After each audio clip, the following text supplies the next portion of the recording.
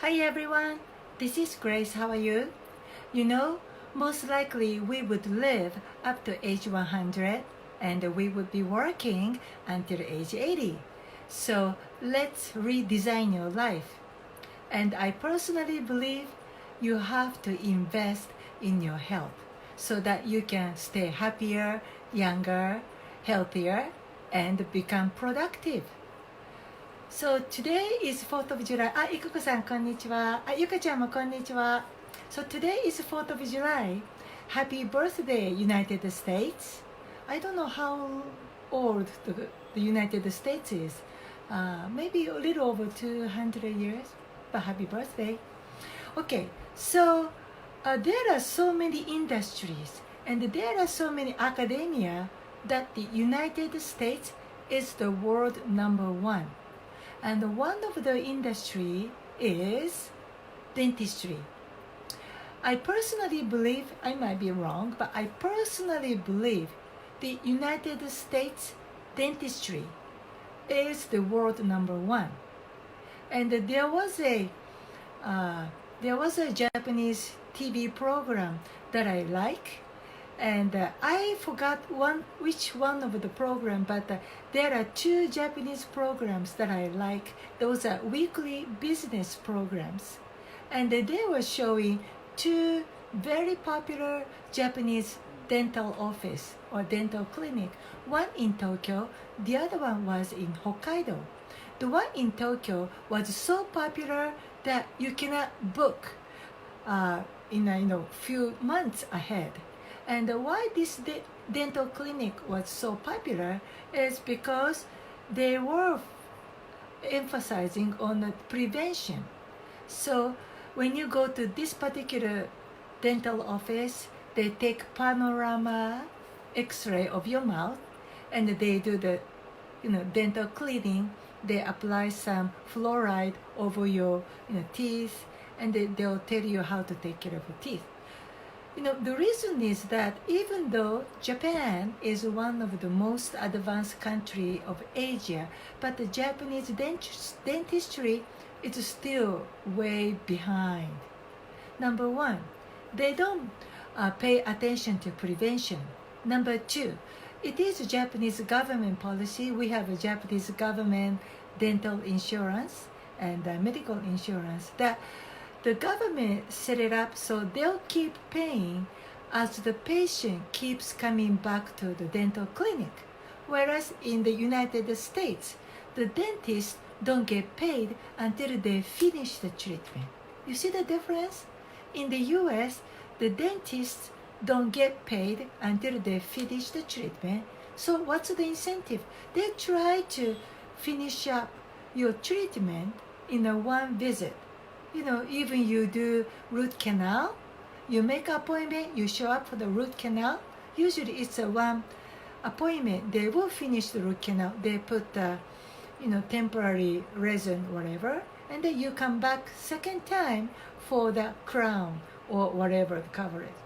Whereas in Japan, the dentists are paid per visit. So what's the incentive? They try to prolong the treatment. And I was told for the root canal, the patients have to keep coming back weekly for at least 4 times or 8 times. So one root canal treatment, it could takes you up to 1 month or 2 months for that same treatment. And I don't think, to me, it doesn't make sense. Because when you do root canal, you do the root canal, and it's kind of open, right?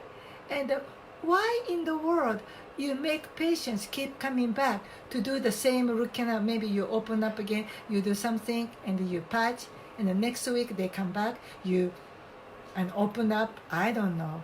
I don't understand why root canal treatment requires 4 to 8 visits. So that's one.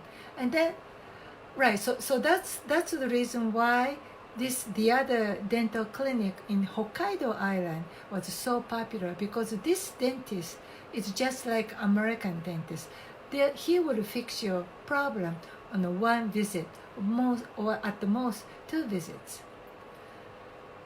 So that's how terrible the Japanese dentistry is. And another horror story about Japanese dentistry, the implants are getting very popular in Japan. And it's terrible. It doesn't, over there, they don't have, consent form, I guess. It happened to two of my girlfriends. When they wake up from general anesthesia, one of my girlfriends, her entire mouth, her entire teeth were extracted and had full mouth implant. Impossible! In the United States, you get sued, And the other girlfriend of mine, she and her husband went to Japanese implantologist, and this is the price offer. If you have one entire, mouth or jaw, one jaw is like 100 yen is $1. So, like, okay, one side of the mouth is $60,000, but you are lucky if you do the entire mouth, top and bottom. That's $80,000. Gosh, that's crazy. So my girlfriend, well, she's not my friend, but this lady is crazy too. She said she wanted to show off how rich she is. She said, see? So I decided to do all of my mouth implants. So I'm so, she said, I saved my money because my husband had only one side of the mouth, and my husband paid 60,000 US dollars, but I did, look, I had entire mouth implant, so I pay 80,000. See, I save money.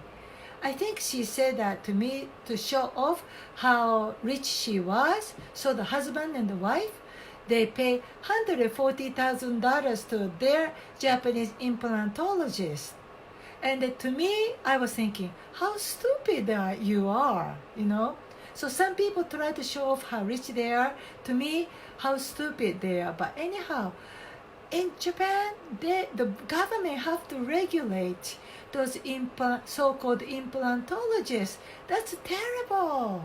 But back in the US, there are some bad implantologists too.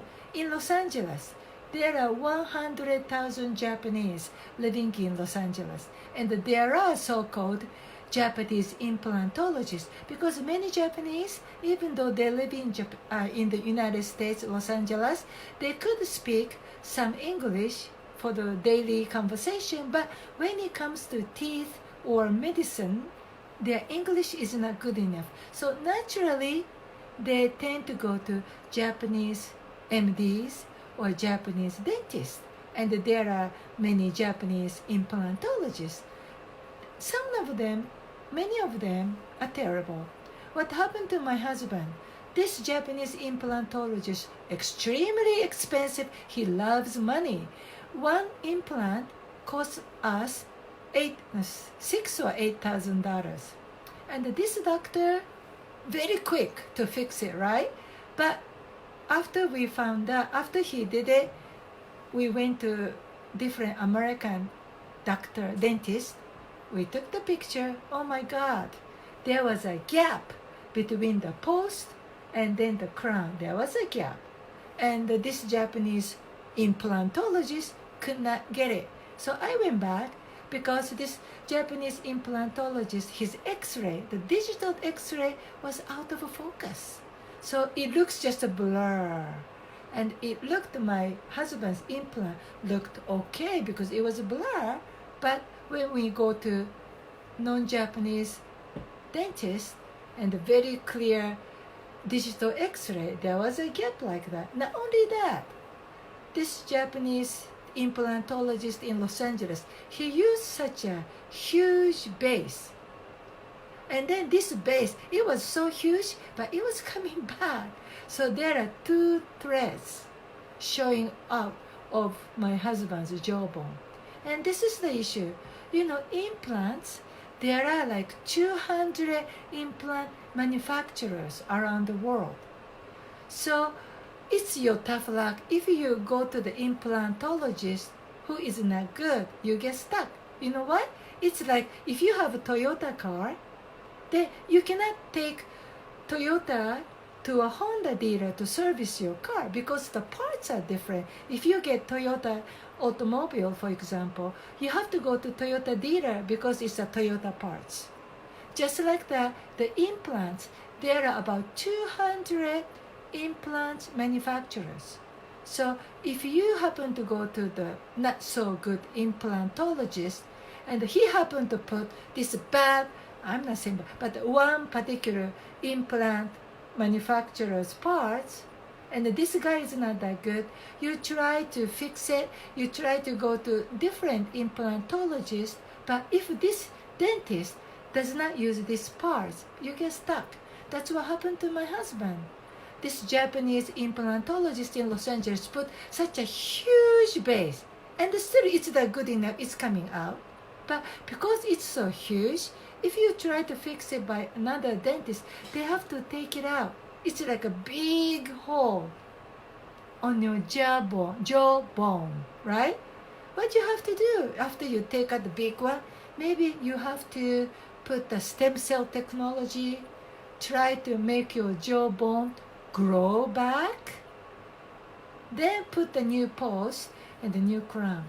So please be careful when you have an implant, and if you are in Japan, I think it's worthwhile pay air ticket, fly to the United States and get the general dentistry in the US. Especially if you are thinking about implants, I think you should get the second opinion, third opinion, and again, you better fly to the US and go to a very good, reliable, and honest, not the money crazy implantologist. Okay, that's all for today. Please, your teeth, I think your longevity starts from your mouth, so you have to invest in your knowledge. As a patient, you have to know what you're getting. If you have any teeth problem, if you're thinking about implants, you have to study yourself before you go see implantologist, and make sure you get second opinion, third opinion before they really start drilling your bone and put something that you cannot take it out. Okay? That's all for today. Knowledge is power. I'll see you tomorrow. Bye bye.